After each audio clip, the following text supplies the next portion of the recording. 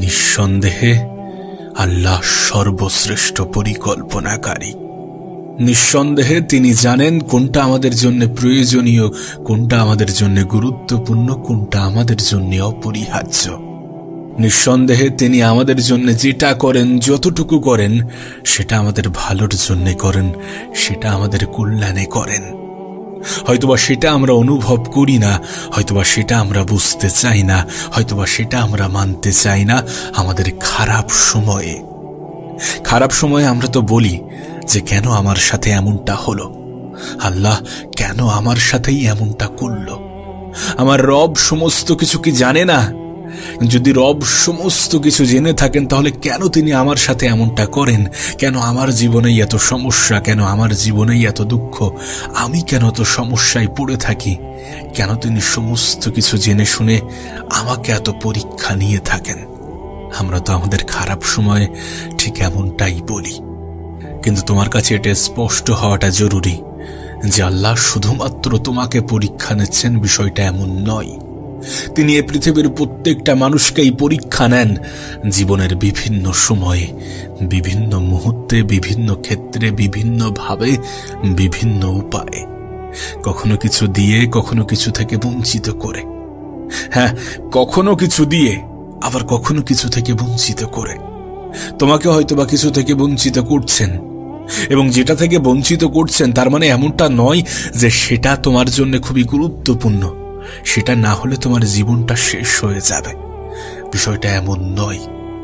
হতে পারে যেটা থেকে তুমি বঞ্চিত হচ্ছ সেটা তোমার জন্য উপযুক্ত নয়। হতে পারে যেটা থেকে তুমি বঞ্চিত হচ্ছ সেটা তোমার ভালোর জন্য হচ্ছে। হতে পারে তোমার সাথে যেটা ঘটছে সেটা তোমার ভালোর জন্য হচ্ছে। হতে পারে তোমার সাথে যেটা ঘটবে সেটা তোমার ভালোর জন্য হবে। দেখো, আমরা সবসময় সঠিক হই না। যদি সঠিক হতাম তাহলে জীবনের প্রত্যেকটা সিদ্ধান্ত সঠিক হতো। তোমার কি জীবনের প্রত্যেকটা সিদ্ধান্তই সঠিক? বিষয়টা তো এমন নয়। ভুল সিদ্ধান্ত তো মানুষই নাই, মানুষই তো ভুল করে, আমরাই তো ভুল করি। আমরা ভুল করি এবং জীবনের বিভিন্ন পর্যায়ে আমরা খারাপ জিনিসগুলোকে ভালো এবং ভালো জিনিসগুলোকে খারাপ মনে করি। এখানে তো অস্বীকার করার কোনো জায়গা নেই।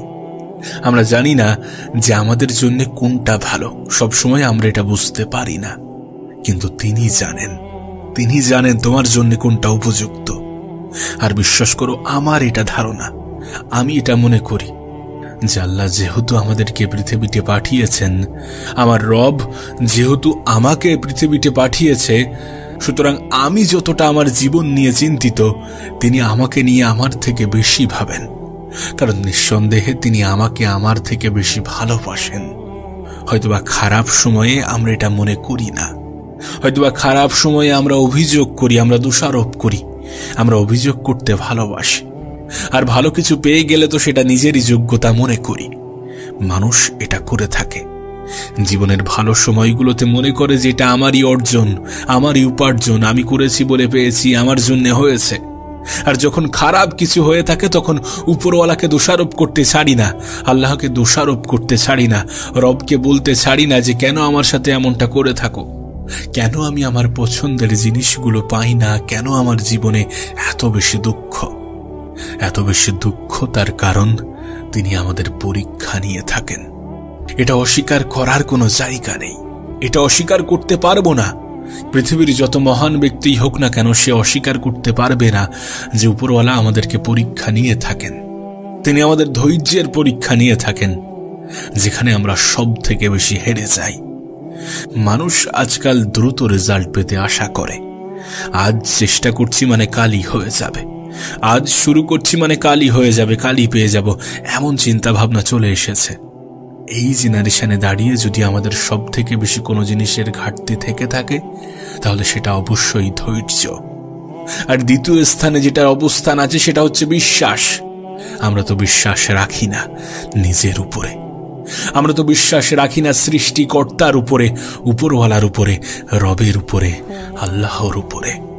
বিশ্বাস রাখলে এত বেশি অভিযোগ করতাম না, এতবার বলতাম না কেন আমার সাথে এমনটা করে থাকো, কেন আমার জীবনেই এত সমস্যা। এই কারণে, কারণ তিনি সর্বশ্রেষ্ঠ পরিকল্পনাকারী। তিনি জানেন তোমার জন্য কোনটা উপযুক্ত, তোমার জন্য কোনটা উপযুক্ত নয়।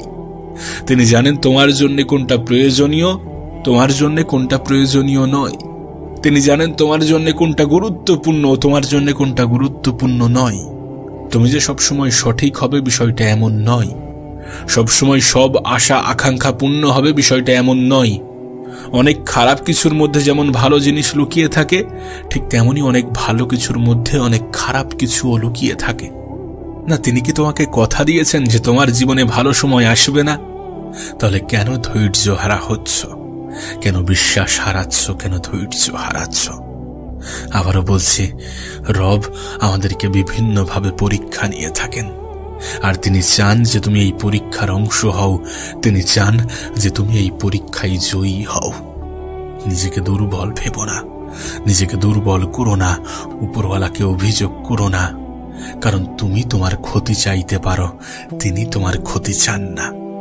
তিনি তোমাকে ভালোবাসেন তোমার নিজের থেকে, নিঃসন্দেহে তোমার নিজের থেকে।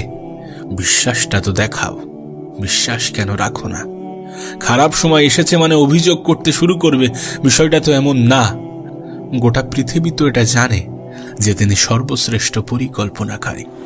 তুমি আমি তো এটা জানি যে তিনি সর্বশ্রেষ্ঠ পরিকল্পনাকারী। তাহলে কেন কেন এত অভিযোগ, কেন এত আফসোস, কেন এত চিৎকার চেঁচামেচি, হতাশা? অভিযোগ করো না, পরিস্থিতিকে বোঝার চেষ্টা করো। আর এটা মাথায় রেখো যে যে কোনো পরিস্থিতি পরিবর্তনশীল। যদি তিনি চান তাহলে তোমার জীবন পরিবর্তন হতে সময় লাগবে না। তুমি তো অভিযোগ করতে ছাড়ো না। একবার প্রশংসা তো করে দেখো, একবার শুকরিয়া আদায় তো করে দেখো যতটা পেয়েছো, যা কিছু পেয়েছো। এমনটা তো নয় যে তোমার জীবনে ভালো কিছু ঘটেনি, অবশ্যই ঘটেছে, এখনো ঘটছে, আগামীতেও ঘটবে। হয়তো যেটা তোমার কাছে খারাপ মনে হবে সেটাই তোমার কাছে ভালো প্রমাণিত হবে কিছু সময় পরে। কারণ আমাদের জীবনে যেটা হয়, যত কিছু হয়, সেটা আমাদের ভালোর জন্য হয়। ভালোর জন্য এই কারণে হয় কারণ আমাদেরকে যিনি সৃষ্টি করেছেন, আমাদেরকে যিনি এই পৃথিবীতে পাঠিয়েছেন, যিনি এই পৃথিবীটাকে নিয়ন্ত্রণ করছেন, যিনি এই পৃথিবীর মালিক, তিনি জানেন কোনটা আমাদের জন্য উপযুক্ত। তিনি জানেন কোনটা আমাদের জন্য প্রয়োজনীয়, কোনটা আমাদের জন্য অপরিহার্য, কারণ তিনি সর্বশ্রেষ্ঠ পরিকল্পনাকারী।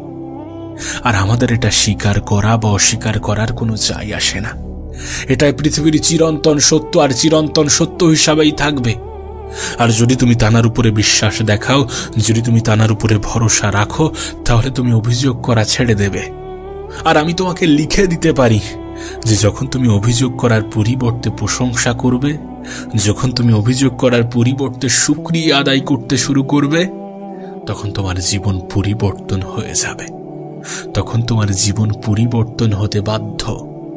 একবার মন থেকে তো বলে দেখো যে আল্লাহ, তোমাকে লাখো কোটি শুকরিয়া, তোমাকে কোটি কোটি শুকরিয়া আমাকে এমন একটা জীবন দেওয়ার জন্য, আমাকে সুস্থ রাখার জন্য, আমাকে জীবনের জটিলতা থেকে দূরে রাখার জন্য।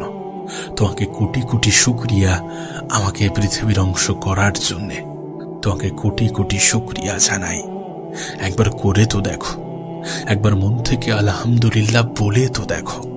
তুমি তো জানো যে তিনি প্রশংসা শুনতে ভালোবাসেন, আর তার থেকে বড় কথা যে তিনি তো প্রশংসা ডিজার্ভ করেন। তাহলে কেন করবে না? তাহলে কেন শুকরিয়া আদায় করবে না? তাহলে কেন জীবনের প্রতিটা পদক্ষেপে তাকে ধন্যবাদ জানাবে না, যখন এই পৃথিবীতে প্রতিদিন লাখো লাখো মানুষ মারা যাচ্ছে আর তুমি এই পৃথিবীর অংশ হিসাবেই রয়ে গেছো? তুমি এখনো জীবিত আছো, এখনো সুস্থ আছো। যদি জীবনে ছোটখাটো সমস্যা থেকেও থাকে তাহলে সেটা দূর হয়ে যাবে, সেটা দূর হয়ে যাবে। তুমি প্রশংসা তো করে দেখো, তুমি তার শুকরিয়া আদায় করে তো দেখো, এটা মেনে তো দেখো যে তিনি সর্বশ্রেষ্ঠ পরিকল্পনাকারী। যখন এটা মানতে শুরু করবে তখন জীবন নিয়ে অভিযোগগুলো দূর হয়ে যাবে, জীবন নিয়ে আফসোসগুলো দূর হয়ে যাবে। মানতে শুরু করো, মানতে শুরু করো, দেখবে তোমার জীবন পরিবর্তন হতে শুরু করেছে। কারণ মানব জীবন পরিবর্তনশীল। আর নিঃসন্দেহে এই পৃথিবীর পরিচালক চাইলে যে কোনো মানুষের জীবন যখন তখন পরিবর্তন হতে পারে, কারণ এই পৃথিবীতে চোখের পলকে মানুষের জীবন পরিবর্তন হয়ে থাকে, যদি তার ইচ্ছা এবং উপরওয়ালার রহমত থাকে। আর রহমত আসবে যদি আমরা প্রশংসা করি, যদি আমরা এটা বিশ্বাস করি যে তিনি যেটা করেন সেটা আমাদের ভালোর জন্যে করেন।